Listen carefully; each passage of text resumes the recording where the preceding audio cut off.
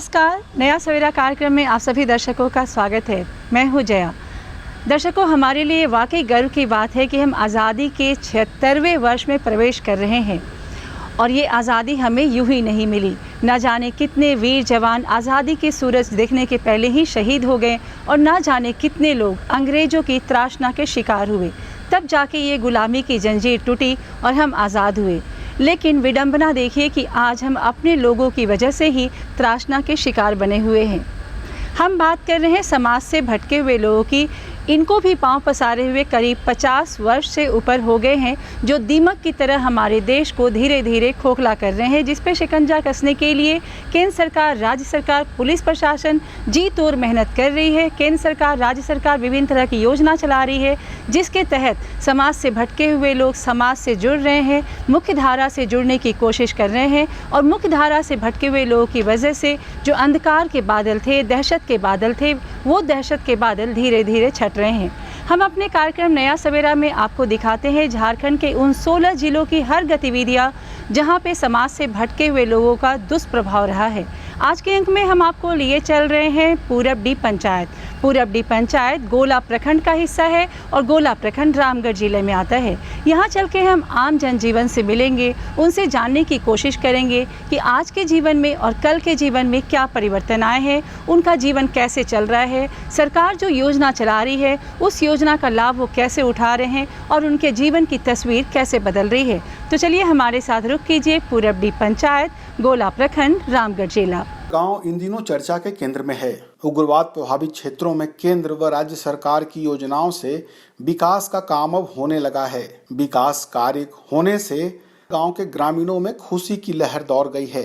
बताया जाता है कि एक समय ऐसा था जब न सिर्फ उग्रवाद की चपेट में था, गांव में सड़कों की स्थिति जर्जर थी, हर घर को बिजली मयस्सर नहीं था, पेयजल की सुविधाएं भी नहीं थी, स्वास्थ्य चिकित्सा का समुचित अभाव था, मूलभूत जरूरतों से भी ग्रामीण वंचित थे। रात तो दूर, शाम होते ही ग्रामीणों के घरों के दरवाजे बंद हो जाते थे। डर और भय का यह आलम था कि लोग शाम होते ही अपने घरों में दुबक जाते थे। दर्शकों नमस्कार। नक्सल एक ऐसा दंश है जिसका असर उस क्षेत्र के हर एक व्यक्ति पर होता है। आज के अंक में हम रामगढ़ जिला के गोला स्थित पूरबडी पंचायत आ पहुंचे हैं। यह पंचायत कभी नक्सल प्रभावित क्षेत्र हुआ करता था, लेकिन केंद्र और राज्य सरकार के पहल के बाद अब यह नक्सल मुक्त हो चुका है। तो आइए यहाँ के कुछ ग्रामीणों और कुछ अधिकारियों से बात करते हैं और यह जानकारी लेते हैं कि किस प्रकार पूरबडी नक्सल मुक्त होकर विकास की ओर अग्रसर है। जैसे कि महिलाओं के साथ हम लोग हमेशा मीटिंग करते हैं, बैठक करते हैं, जैसे उनके वीओ में आते हैं और जो भी गवर्नमेंट स्कीम है उनके बारे में जानकारी देते हैं उनको कि आपको कहाँ से ये मिल सकता है, कैसे आप अप्लाई कीजिएगा, क्या आपको इसमें डॉक्यूमेंट चाहिए। साथ ही जो महिला ग्रुप से दीदी कुछ अपना आजीविका बढ़ाने के लिए कुछ करना चाहती हैं तो हम लोग उनको लोन के माध्यम से SAG से जो जुड़ी हैं उनको लोन के माध्यम से हम लोग उनका आजीविका को बढ़ाने के लिए काम कर रहे हैं, जिसके तहत दीदी पत्तल का बिजनेस कर रही है, ब्यूटी पार्लर खोली हुई है, सब्जी का बिजनेस कर रही है लोन के। एक ऐसा समय था कि महिलाएं घर से बाहर निकलती थी, घरों में रहती थी, कुछ रोजगार के लिए काम नहीं करती थी जी। लेकिन आज कितना बदलाव हुआ, कितनी महिलाएं घर से बाहर निकल रही हैं, रोजगार कर रही हैं। इसमें तो बोलेंगे कि बहुत ज़्यादा ही बदलाव हुआ है। अभी अगर हम बोलेंगे कि 75, मेरे अनुसार कि 75% से ज़्यादा ही बदलाव हुआ है कि महिलाएं का अभी पहले उनके पति के नाम से उनको पहचान मिलता था, लेकिन अब हम वहाँ दीदी का खुद भी पहचान मिला है और इससे होके वो दीदी खुद भी काम कर रही है और आगे बढ़ी। आप खुद ही यहाँ देख सकते हैं कि पहले पंचायतों में जैसे ग्राम सभा होती थी तो महिलाओं की भागीदारी कम होती थी, लेकिन अभी हुआ है कि महिलाएं ही ज़्यादा ग्राम सभा से आती हैं पुरुषों के में। तो ये सारी चीज़ में अभी बहुत सारा चेंज हुआ है और धीरे धीरे और होंगे। आप एक महिला है, आप इस क्षेत्र में, पूरे क्षेत्र में कार्य करती हैं, मन में कहीं कोई डर और भय का वातावरण यहाँ पे है?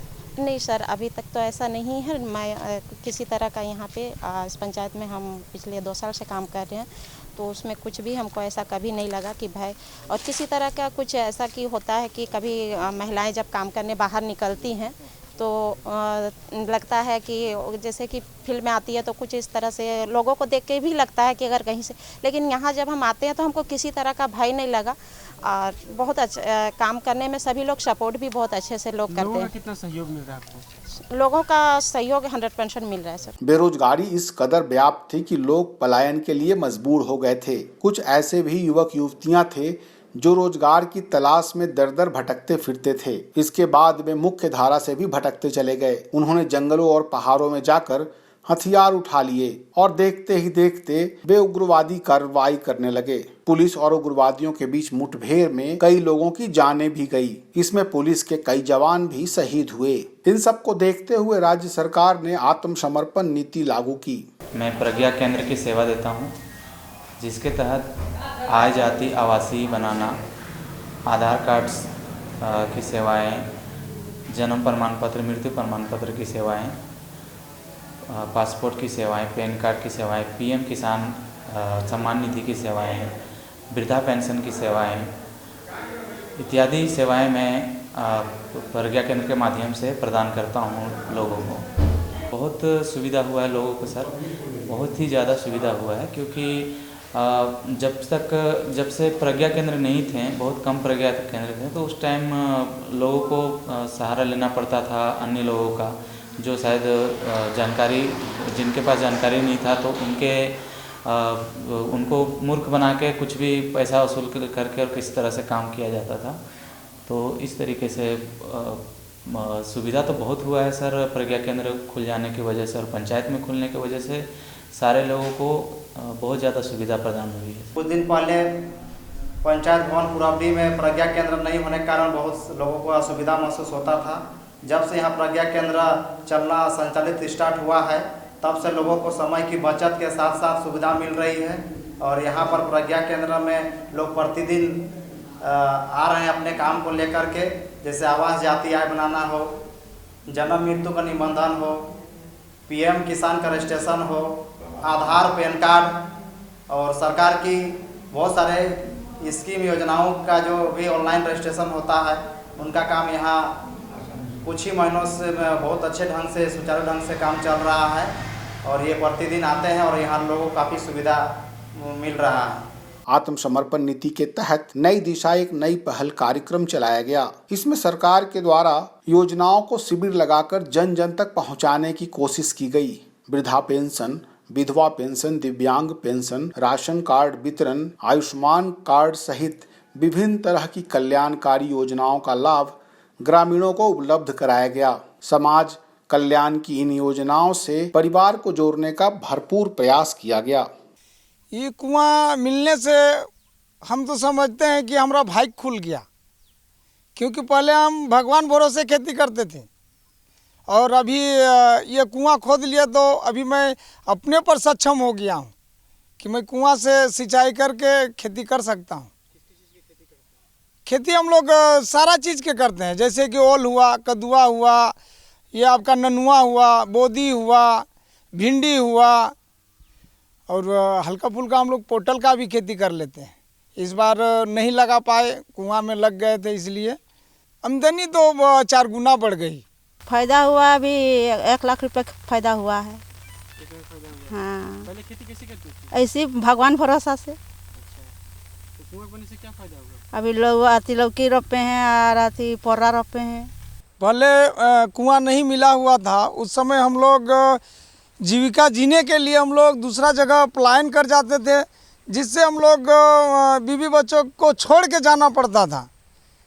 अभी तो कुआं मिल गया है तो हम लोग घरे पर खेती करके और अपना जीविकोपार्जन कर रहे हैं। गांव में जर्जर सड़कों का पक्कीकरण कराया गया ताकि आवागमन सुगम हो सके। हर घर को रोशन करने के लिए बिजली की व्यवस्था कराई गई। शुद्ध पेयजल उपलब्ध हो, इसके लिए चापानल, कुआं पानी और टंकी की व्यवस्था की गई। स्वास्थ्य चिकित्सा बेहतर तरीके से उपलब्ध हो, इसके लिए स्वास्थ्य केंद्रों को सुदृढ़ बनाया गया। स्वास्थ्य केंद्रों में स्टाफ, नर्स और चिकित्सक की व्यवस्था की गई। अब इन स्वास्थ्य केंद्रों में मरीजों का इलाज मुफ्त होता है। उन्हें निःशुल्क दवा भी उपलब्ध कराई जाती है। इसके अलावा शिक्षा को बढ़ावा देने के लिए भी प्रचार प्रसार किया गया। ग्राम सभा के माध्यम से कुआं का ये लिया जाता है।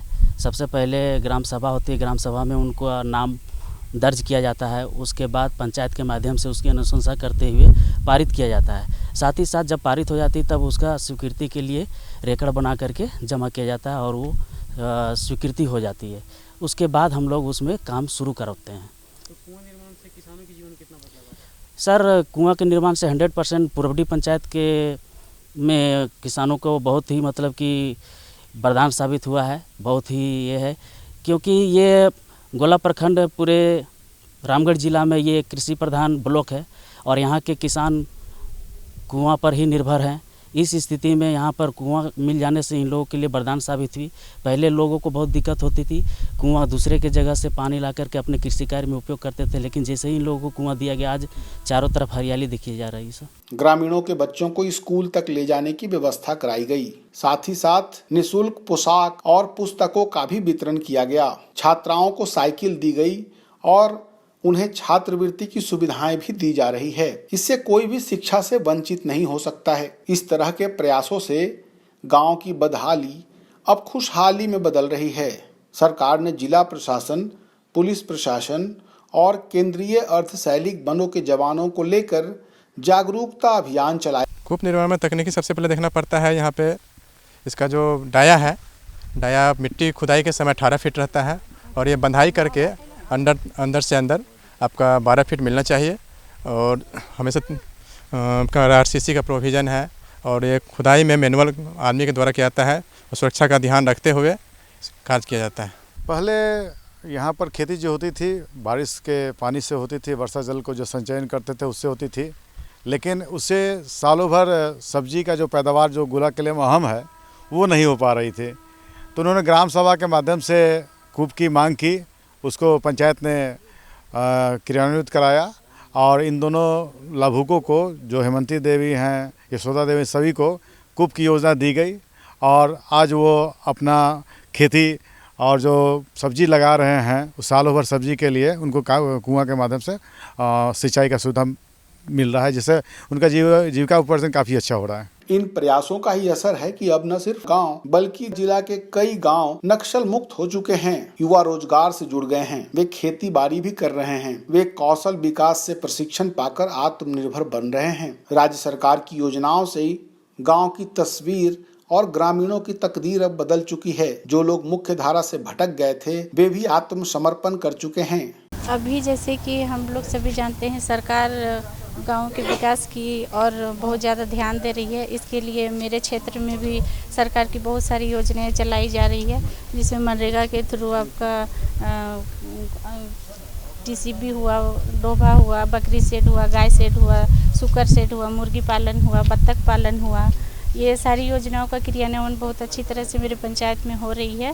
और साथ ही साथ अब 15th फाइनेंस के अलावा आपका 15वें वित्त आयोग में जो PCC हुआ, आपका नल जल योजना सब है। सरकार की जितनी भी योजनाएं हैं मेरे यहाँ बहुत अच्छी से क्रियान्वित हो रही है। महिलाओं के विकास के लिए अभी बहुत सारी योजनाएं चलाई जा रही है। जैसे मेरे अभी यहाँ ग्राम सभा के थ्रू मैं कोशिश करती हूँ कि हर महिला उपस्थित हो और ग्राम सभा में उपस्थित होकर ग्राम सभा में जितनी भी योजनाओं की जानकारी दी जाती है उन सभी जानकारियों को हासिल करें और उसके थ्रू वो अपना स्वरोजगार करे, ट्रेनिंग ले। जैसे कि सिलाई हुआ, कंप्यूटर हुआ, नर्सिंग हुआ, आपका मशरूम हुआ, बहुत सारे ऐसे हैं जिसको करके अभी महिलाएं आत्मनिर्भर हो रही है। कई आत्मसमर्पण करने के लिए सूचीबद्ध हैं। अब गांव में डर और भय नहीं है। सभी लोग खुशहाल जीवन व्यतीत कर रहे हैं। वे एक दूसरे का सहयोग कर रहे हैं और सरकार की योजनाओं से लाभान्वित हो रहे हैं। कौशल विकास के थ्रू भी जुड़ के बहुत सारी लड़कियां जो हैं वो आगे बढ़ रही है, अपने भविष्य को उज्जवल कर रही है। हम गोला की बात करते हैं, कैसा दौर भी था कि महिलाएं घर से बाहर निकलती थी, सड़कों पे निकलती थी, सरकार की योजनाओं का लाभ नहीं ले पाती थी। लेकिन आप एक महिला हैं और इस क्षेत्र में मुख्य के रूप में कार्य करती हैं, तो विकास कैसे संभव हो पाया, ये बदलाव कैसे संभव हो पाया? देखिए, अभी तो टेक्नोलॉजी का युग है। हर क्षेत्र में आपका डिजिटल टेक्नोलॉजी चल रहा है। अभी कहीं भी अछूता नहीं है जिसमें हम कह सकते हैं कि महिलाएं भी पीछे हैं। इसलिए पहले की अपेक्षा अभी बहुत जागरूक हुई हैं महिलाएं और आगे बढ़ रही हैं। अपने पंचायत की महिलाओं को क्या संदेश देना चाहती हैं दूरदर्शन के माध्यम से, ताकि जो महिलाएं अभी भी घरों में हैं, घर से बाहर निकल पा रही हैं, कहीं कहीं मन में डर है, संशय है, उसको लेकर क्या कहना चाहती हैं? अभी भी जैसे मैं अपने क्षेत्र में घूमती हूँ तो देखती हूँ बहुत ऐसी जगह है जहाँ महिलाएं अपने आप को संकुचित विचारधारा में रख रही हैं। वैसे क्षेत्र में उन लोगों को जागरूक करने के लिए मैं उनको जागरूकता भरा कुछ बोलती हूँ कि देखिए घर का काम तो है, ये है, घर से निकल के कुछ काम कीजिए, आगे बढ़िए। देश दुनिया अभी बहुत आगे बढ़ गया है, महिलाएं हर क्षेत्र में आगे बढ़ रही हैं। आप भी निकलिए, कुछ कीजिए और अपने भविष्य को उज्जवल बनाइए। दर्शकों, हमने देखा पूरबडी पंचायत गोला प्रखंड रामगढ़ जिला की कहानी, कैसे वहां के लोगों की तकदीर और उस गांव की तस्वीर बदल रही है, लोग कैसे लाभान्वित हो रहे हैं। कार्यक्रम को आगे बढ़ाते हुए हम आपको लिए चलेंगे बुंडू क्षेत्र। बुंडू क्षेत्र में राज्य सरकार की योजना काम कर रही है। वहां चल के हम लोगों से जानेंगे कि इस योजना का लाभ लोग कैसे उठा रहे हैं, राज्य सरकार किस तरह की योजना चला रही है, लोग उससे कैसे लाभान्वित हो रहे हैं और उनके जीवन में नया सवेरा कैसे उदय दे रहा है। तो चलिए हमारे साथ रुक कीजिए बुंडू क्षेत्र। दर्शकों नमस्कार, नया सवेरा कार्यक्रम में आप सभी का स्वागत है। आज हम बुंडू पहुंचे हुए हैं और बुंडू में आज हम प्रखंड विकास पदाधिकारी सुश्री संध्या मुंडू जी से बातचीत करेंगे और जानेंगे कि यहाँ पर विकास के किस प्रकार से काम हो रहे हैं, क्योंकि एक समय यह नक्सल प्रभावित क्षेत्र रहा है और विकास के जो काम थे वो बाधित होते थे, लेकिन आज प्रशासनिक हस्तक्षेप के बाद काफ़ी सुधार आया है और लोग अब विकास की ओर उन्मुख हो चले हैं। आइए इनसे जानते हैं कि किस प्रकार से विकास का काम हो रहे हैं। जैसा कि विदित है कि शिक्षा को आगे बढ़ाने के लिए, विशेष करके बालिका शिक्षा को बढ़ावा देने के लिए बहुत ज़्यादा प्रयास हो रहे हैं। इसके लिए कस्तूरबा गांधी बालिका उच्च विद्यालय खोले गए हैं, जिसमें कि विद्यालय छोड़ चुकी ऐसी बच्चियों को या जो अनाथ हैं या सिंगल पेरेंट्स हैं, उनके बच्चियों को चिन्हित करके कस्तूरबा गांधी आवासीय विद्यालय में डाला जाता है। इसके अलावा जो सरकारी विद्यालय हैं वहाँ पर भी बहुत तरह की सुविधाएं उनको देते हुए विद्यालय आने के लिए आकर्षित किया जाता है, जैसे कि उनको मध्याह्न भोजन दिया जाता है, उनको पोशाक भी मुफ्त में दिए जाते हैं, उनको किताबें मुफ्त में मिलती हैं। इसके अलावा जो 8 क्लास से ऊपर की बच्चियां होती हैं, 8 क्लास में पहुंच जाती हैं बच्चियां, उनको मुफ्त में साइकिल दिया जा रहा है। इस तरह से निश्चित रूप से ग्रामीण क्षेत्र में भी शिक्षा का प्रचार प्रसार हो रहा है और ज़्यादा से ज़्यादा लोग शिक्षा प्राप्त कर रहे हैं। इसके अलावा उन लोगों को छात्रवृत्ति भी दी जाती है। पर छोटे बच्चों के, जो कि 0 से 5 क्लास तक के बच्चों के लिए भी योजनाएं हैं। इसके लिए आंगनबाड़ी केंद्र हैं, वहाँ पर उनको खेल खेल में शिक्षा दी जाती है। एक तरह से कहा जाए तो वो नर्सरी के प्ले स्कूल, जो हम कह सकते हैं वो प्ले स्कूल है, ताकि 5 क्लास से जब बच्चे ऊपर जाएं तो स्कूल जाने में उनको उच्च शिक्षा प्राप्त करने में कठिनाई ना हो। वहाँ पर भी उनको कई तरह की सुविधाएं दी जाती हैं। वहाँ पर उनको भोजन दिया जाता है, खेल की सामग्रियाँ रहती हैं और उनसे खेल खेल में ही शिक्षा दी जाती है। ग्रामीण क्षेत्र में मालूम ही है कि अधिकांश बच्चे कुपोषित होते हैं और यही उद्देश्य ही है आंगनबाड़ी केंद्र चलाने का। जो यहाँ पर वो बच्चे और महिला, उनके लिए ही योजना चलती है। उनको राशन दिया जाता है और वैसे बच्चों का समय समय पर जांच होता है और उसके अनुसार उनको पोषक आहार दिया जाता है।